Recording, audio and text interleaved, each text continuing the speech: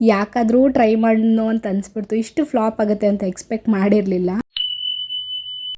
ಹೇ guys, ಎಲ್ರಿಗೂ ನಮಸ್ಕಾರ. Welcome back to my daily vlog.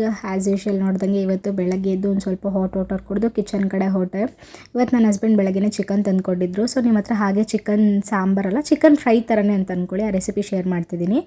ಒಂದು ಆನಿಯನ್ನು, ಕ್ಯಾಪ್ಸಿಕಮು, ಟೊಮೆಟೊ ಮತ್ತು ಕೊತ್ತಂಬರಿ, ಪುದೀನ ತೊಗೊಂಡಿದ್ದೀನಿ. ಇಲ್ಲಿ ನಾನು 1/2 kg ಚಿಕನ್ ತೊಗೊಂಡಿದ್ದೀನಿ. ಮತ್ತು ಶುಂಠಿ, ಬೆಳ್ಳುಳ್ಳಿ ಮತ್ತು ಹಸಿಮೆಣ್ಸಿನ್ಕಾಯಿ ಒಂದು ಕುಟಾಣಿಯಲ್ಲಿ ಜಜ್ಜಿಟ್ಕೊಂಡಿದ್ದೀನಿ. ನಾನು ಸಿಂಪಲ್ಲಾಗಿ ಮಾಡ್ತಾ ಇರೋದು. ಇಲ್ಲಿ ಯಾವುದೇ ಥರ ಮಸಾಲ ರುಬ್ತಾ ಇಲ್ಲ. ಒಂದು ಬಾಣಲಿಗೆ ಒಂದು ಸ್ವಲ್ಪ ಎಣ್ಣೆ, ಅದ್ರ ಜೊತೆಗೆ ಒಂದು ಸ್ವಲ್ಪ ಈರುಳ್ಳಿ ನೀಟಾಗಿ ಸಾಟ್ ಮಾಡ್ಕೊಂಡ್ಮೇಲೆ ಹಾಗೆ ಕ್ಯಾಪ್ಸಿಕಮ್ ಆಗಲೇ ಕಟ್ ಮಾಡಿಟ್ಟಿದ್ವಲ್ಲ, ಇದು ಆಪ್ಷನಲ್ಲು. ನಿಮ್ಮ ಹತ್ರ ಇದ್ದರೆ ಹಾಕ್ಕೊಳ್ಳಿ, ಇಲ್ಲಾಂದರೆ ಬೇಡ. ನನ್ನ ಹತ್ರ ಇತ್ತು, ಹಾಕ್ಕೊಂಡೆ.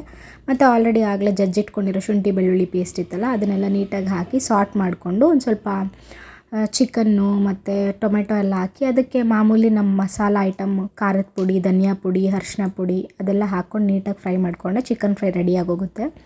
ನಿನ್ನೆ ನಾನು ಹೇಳಿದ್ನಲ್ಲ ಹಪ್ಪಳ ರೆಸಿಪಿ ಟ್ರೈ ಮಾಡ್ತಿದ್ದೀನಿ ಅಂತಂದ್ಬಿಟ್ಟು, ಅದರ ರಿಸಲ್ಟ್ ಲಾಸ್ಟಲ್ಲಿ ಹೇಳ್ತೀನಿ ಏನಾಗಿದೆ ಅಂತ. ಸೊ ಅದನ್ನು ಒಂದು ಸ್ವಲ್ಪ ರುಬ್ಬಿಟ್ಟು ಮನೇಲಿ ಏನೇನು ಮಾಡಿದ್ದೀನಿ ಅಂತ ತೋರಿಸ್ತಾ ಇದ್ದೆ. ಚಿಕನ್ ಫ್ರೈ, ರೈಸು ಮತ್ತು ಚಿಕನ್ ಗ್ರೇವಿ ಥರ ಮಾಡಿದ್ದೆ. ಅದನ್ನು ಕೂಡ ನೀಟಾಗಿ ಪ್ಲೇಟಿಗೆಲ್ಲ ಹಾಕ್ಕೊಂಡು ತಿಂದು, ತಿರ್ಗಾ ಆಲ್ರೆಡಿ ರುಬ್ಬಿಟ್ಟಿದ್ದೀನಿ ಅಂತ ಹೇಳಿದ್ನಲ್ಲ, ಅದು ಒಂದು ಸ್ವಲ್ಪ ಸೋಚ್ಕೋಬೇಕಿತ್ತು ಅಂತ ತೋರಿಸಿದ್ರು ಆ ವಿಡಿಯೋದಲ್ಲಿ. ಸೊ ನಾನು ಕೂಡ ಕಷ್ಟಪಟ್ಟು ಸೋಚಿಸ್ದೆ. ತಿರ್ಗಾ ಮನೆ ಮೇಲೆ ಹೋಗಿದ್ದೆ, ಅದನ್ನು ನೀಟಾಗಿ ಪೇಪರ್ ಮೇಲೆ ಹಾಕಬೇಕು ಅಂತಂದರು. ಅಲ್ಲಿ ಯಾರೋ ಹಾಕಿದ್ರು, ಅದು ನೋಡೇ ನನಗೆ ಭಯ ಆಗ್ತಿತ್ತು. ಟ್ರೈ ಮಾಡಬೇಕಾ ಬೇಡ ಅಂತ. ಇನ್ನು ಆಲ್ರೆಡಿ ಮಾಡಿಬಿಟ್ಟಿದ್ದೀನಿ, ನೋಡೋಣ ಹೇಗೆ ಬರುತ್ತೋ ಅಂತಂದ್ಬಿಟ್ಟು ಹಾಕಿದ್ದೆ.